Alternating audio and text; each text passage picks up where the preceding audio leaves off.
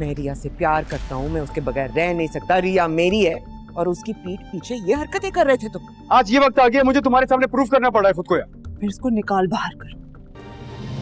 देखो, मैंने तुमसे कहा था अगर रिया कबीर को छोड़कर चली गई तो मैं तुम्हारी शादी कबीर से करवा दूंगी, लेकिन अगर तुमने ये सब कुछ जानबूझ के किया है तो मैं तुम्हें कभी भी इस घर में नहीं रहने दूंगी। मैं इस घर से क्या, मैं आप सबकी जिंदगियों से, इस दुनिया से चले जाऊंगी। मैं चले जाऊंगी।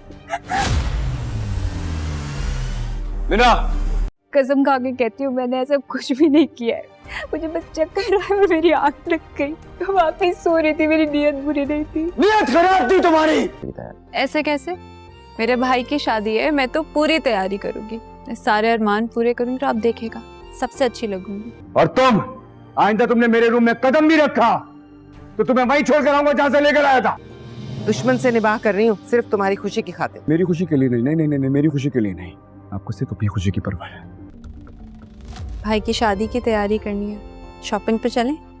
हो जाए। और रिया के हाथों जलील होने के बाद कबीर घर वापस आ जाता है और उसे मीना पर बहुत ज़्यादा गुस्सा आ रहा होता है और उसे इस बात का अफसोस भी हो रहा होता है। एक तरफ तो रिया मुझसे मोहब्बत के दावे करती है और उसने मेरी बात का एतबार भी नहीं किया। वो घर वापस आकर मीना पर बहुत ज़्यादा गुस्सा कर रहा होता है और उसे यही कहता है, आज के बाद अगर तुमने मेरे कमरे में कदम भी रखा तो मैं तुम्हारी टांगें तोड़ दूंगा। तो माँ बीना भी वहाँ पर आ जाएगी और कबीर से कहेगी, तुम इस पर इतना गुस्सा क्यों कर रहे हो, जबकि ये पहले ही तुम्हें बता चुकी है कि इसकी तबीयत खराब हो गई थी, इसीलिए ये वहां पर जाकर कुछ देर के लिए लेट गई थी। तो कबीर उसे यही कहेगा, मैं पहले से ही इसका इरादा जानता हूँ। और माँ बीना कबीर से यही कहेगी, तुम्हारी वजह से तो मैं अपने दुश्मनों के साथ राजीनामा करने के लिए तैयार थी और मैंने उनसे राजीनामा भी कर लिया था, लेकिन मैंने तुम्हें पहले ही कहा था रिया भी अपनी बहन अस्मा की तरह है, वो तुम्हें धोखा देगी और वो तुम्हारा इस्तेमाल कर रहे थे और उसने तुमसे अपना घर वापस ले लिया है। अब उसका यहाँ रहने का कोई भी मकसद नहीं था, इसीलिए वो तुम्हें छोड़कर चली गई है। और कबीर जैसे ही माँ बीना की बातें सुनेगा उसे बहुत ज्यादा अफसोस हो रहा होगा, क्योंकि कबीर यही समझ रहा होता है जब रिया ने उस पर एतबार नहीं किया तो और कौन उस पर एतबार करेगा। और वहीं दूसरी तरफ रिया सब कुछ भुलाकर अपने भाई की शादियों की तैयारियों में मसरूफ होना चाहती है, इसीलिए वो अस्मा के पास आएगी और आकर यही कहेगी, अब सिकंदर भाई की शादी होने जा रही है, हम बाजार चलकर शॉपिंग करते हैं। तो अस्मा और सिकंदर उसे यही बात करेंगे, तुम्हें टेंशन लेने की जरूरत नहीं है, शादी की सारी तैयारियां मुकम्मल हो जाएंगी। तो रिया उसे यही कहेगी, मेरा इकलौता भाई है, मैं अपने सारे चाह पूरे करूंगी और तुम देखना मैं सबसे ज्यादा खूबसूरत भी लगूंगी। तो सिकंदर उसे यही बात करेगा, इसमें कोई भी शक नहीं है, मेरी बहन सबसे ज्यादा खूबसूरत है।